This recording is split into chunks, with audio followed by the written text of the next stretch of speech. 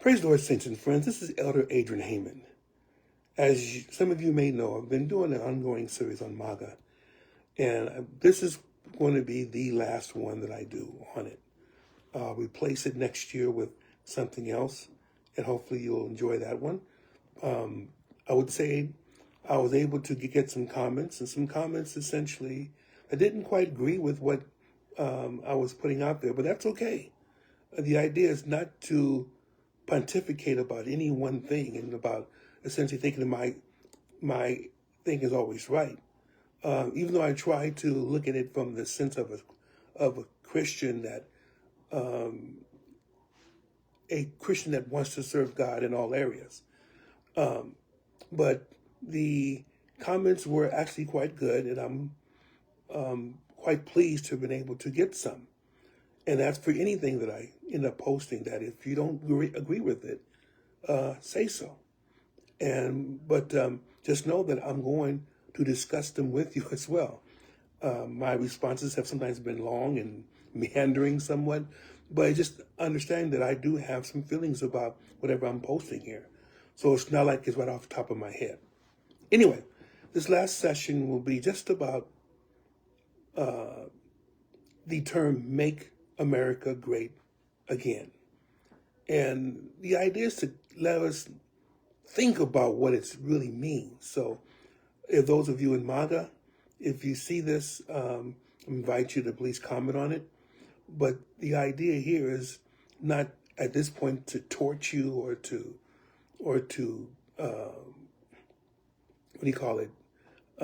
to denigrate you or to make you feel bad. It's essentially just an idea of a take on the phrase "Make America Great Again." So starting with make, I guess make means that essentially you have to create it. You have to either create it or you have to repair it. So the idea is you're not standing still and waiting for someone else to do it. That's the key.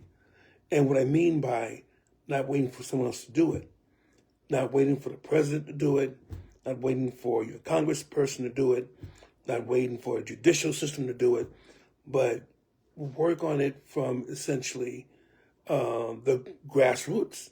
I mean, wherever your portion of America is, make that particular portion great. But then that means you have to have an effort to do it yourself. And there are those who, for better or for worse, I may agree, I may not agree. But if you are doing something about it, that's one thing. As long as you are not trampling over the rights of others, as long as you aren't causing undue hardship on others because of what you feel. But if you truly wish to make, it means that you are pursuing a path where you are actively involved in the process. So for those of you that essentially want to make, this doesn't mean that you start spying on people. It doesn't mean that you start calling DHS on people here, but making your place in this country, making a commitment to making this part. Because if everyone else is doing their part, then the country grows. And of course, if you are saved, if you're a child of God, then that means that you are working on it by being an influence to others. You're helping and you're being an influence to others, essentially by practicing what you're preaching. Same thing will go with me. I have to practice what I preach. If I don't do that, then I am not a true saint, but I'm a hypocrite. So the idea is essentially make. Either create something or repair something that has been broken. Now, understand this. You cannot change unless you persuade them, not by force, not by intimidation, but by, this is what we have, and this is what we need to be. Can you be a good citizen? Can you be a help to this country? Can you, whatever color you may be, can you be a help? And if so, work with me and we'll work with it together. I hear you, you hear me, and essentially we get on a way where it's essentially this country ends up getting better. But you have to understand this and be very careful about this. You cannot essentially legislate. I say it so many times, but it's becoming more and more evident now. You cannot legislate holiness. You cannot put things into law that says we may want it to be that way as a saint of God, but we have to depend upon the Lord working on people to change their hearts, their souls, their minds. We can't just assume that we put it into a law. Because if we put it into a law, they're going to break it. And then you wonder, well, how come things didn't change? Things didn't change because you tried to codify morality. And you can't do that. You can persuade someone to change what they're doing. How? By being the example yourself. Okay? Make. Number 2, America. Now, when people talk about America, they usually mean the United States of America. But what is America? America is really the Western Hemisphere, consisting of North America and South America.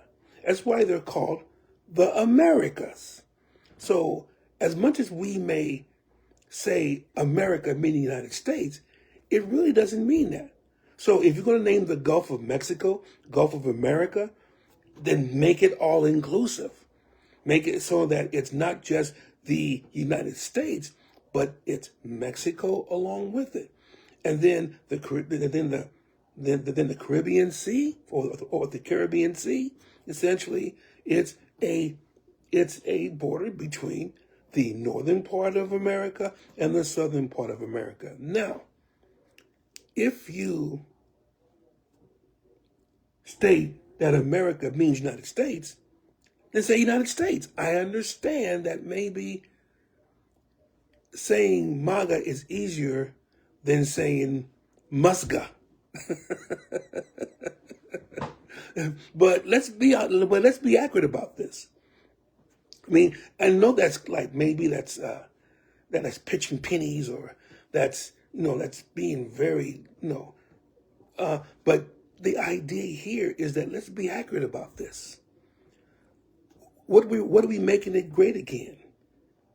United States, the United States. Now, doesn't mean also when you say America or when you say United States, it means everybody in the United States, not just your area, not just you, not just what pleases you, but what essentially lifts up the country as a whole, which means you're going to have to deal with other people that you might not agree with completely. It means you have to be able to work with them. You're going to have to be able to use persuasion rather than intimidation. America. What is America? And we have to make sure we get in that frame of mind, especially if we are saints of God. And I have to repeat this over and over. We cannot intimidate other people. We cannot imprison them in order to force them to get to our view, because our view may not be the end all be all anyway. I'm even talking as a saint. That's why we have councils and conventions, so people can come together and be able to see where we all meet and then find out where that place is. Then we can deal with outside issues. But America is not just one culture, one part of America. Again, assuming America means United States. Now, if you mean make America all the Americas, then we got to include Canada. We have to include Mexico. We have to include Panama. We have to include Argentina, Brazil. And yes, we'll also have to include Venezuela. Oh my. But again, the idea is to make it straight, make it clear. make United States. Okay, I understand. That means that every state is a part of it. From Alaska to California to Florida to Maine to Hawaii to Nebraska to Michigan and everything within all 50 states. So that also includes Puerto Rico. It may not be a state, but it is a part of the United States, and Guam as well. So make America, it means the United States, make everything. Okay? Now, it says great. Now the idea is, how do you define great? What do you mean by great? Is it military might? Is it standard of living? Is it our code of law? Is it our concentration on believing God? I mean, we have to really, because great in one place may not be great in another. Many people felt that the 40s and the 50s and 60s were great. Let's get back to that. But there's other people who lived during that same period. Oh no, that was the worst time in, essentially I was afraid that I wasn't going to live to the following day. So that person may not think of it as great. Do you dismiss them? Or do you talk with them and kind of say, okay, let's work on it together? So you see what I'm dealing with. MAGA should not be just one little group with their own ideas and their own thoughts. It should be essentially, if it's going to be Make America Great Again, let's include America. Let's include the United States and everybody within. We have to understand, what does great mean? Instead of different things from different people, it gets very confusing. And sometimes it's at odds. Your measure of great may not be my measure of great. Your measure of great may end up making my measure essentially non-existent. In fact, I may end up being worse. So let's work on that. Great. Make America means you're taking an active part in it. I'm assuming you mean the United States. It means you're going to deal with all 50 states and territories thereof. Great. Define what great means. What is great? We may be great militarily. Doesn't mean that we're great spiritually. Or we may be great spiritually, but possibly our economy is falling off. Why is that? Or does economy feed into the narrative of spirituality? Does even military feed into our perception of spirituality? Again, coming from a saint of God, we're thinking spiritual first, and then physical, spiritual first, and then moral, spiritual first. But again, do we want to go that far? Because if you're dealing with spiritual, we're not talking about Sharia law, but we're not talking even about Old Testament law that essentially putting everybody under. We're supposed to be free from that. Maybe great is because we have the freedom to either decide yes or no. So our method is not coercion, it's persuasion. Great. What does it mean by great? Then finally, the last word, again. Think of, a while ago, I spoke about that word again, said, what do you mean again? Were we ever great in the first place? Some people say yes, some people say no. I would say, make America great, period. Let's get to a particular point. Let's not settle for getting to a place where we think we were good, but let's get to a place where all of us can achieve something. That all of us can raise ourselves up, and not really ourselves, but implore God, ask for his guidance. And if we do it right, then we become examples to Muslims, become examples to Buddhists, become examples to Hindus become examples to various places around the globe that they're not just saying it, but they're living it. But of course, if we just mean military, can we ever get to that point where we are undoubtedly and indisputably the greatest country in the world? Or now do we have to come to a new fact? Maybe China, who's catching up. Maybe we have to deal with them. Whatever it happens to be. Maybe Russia is not the friend that we should think of. Maybe another area is catching up. Maybe Europe consolidates into one world power. And if that happens, and I tend to believe that's going to happen. And when it happens, the world's going to change in a way that has never been shown before. But which is all in Scripture. I'll talk about that some other time. But if you're going to use this acronym, MAGA, and when you're going to use the term Make America Great Again, I would just suggest that we essentially define what that is so that everyone knows what you mean. Everyone knows. Define it, number one. Expand it. Not just your own session, but you're doing it that everyone actually feels like a part of this. Because if it's not, you're going to get some pushback.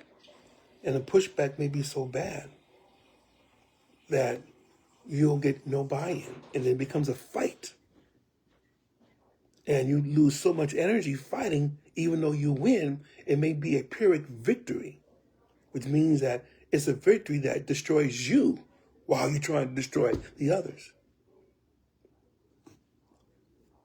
So if we really want to be MAGA, and you really do, and you really are concerned about our country and making it great, presumably again, then let's work together and do it the right way. Let's hear each other out. And then let's, from there, begin to use cooperation. Again, understanding is one thing. And I'm really adamant about this. You are not going to be able to make the United States into a Christian nation because most of the people in the United States are not practicing Christians. They may profess it. They may like to think they are. They might use it as their heritage, but they're not practicing it. Because of that, we have to understand that this is going to be a secular government. What's the best secular government we're going to make until Jesus Christ comes back to claim his own kingdom? Then we won't have to worry about the United States anymore. So, what are your thoughts? Welcome anything that you have. As I said, this will be my last post on this particular subject as part of this series. I may bring it up at some time in the future, but it won't be as part of one series. I hope you enjoyed the series. At least I hope it made you think. And think more than just what's the platitudes that are being said out there as people by rote say what it's supposed, what they think it is, and not really understand what it's all about.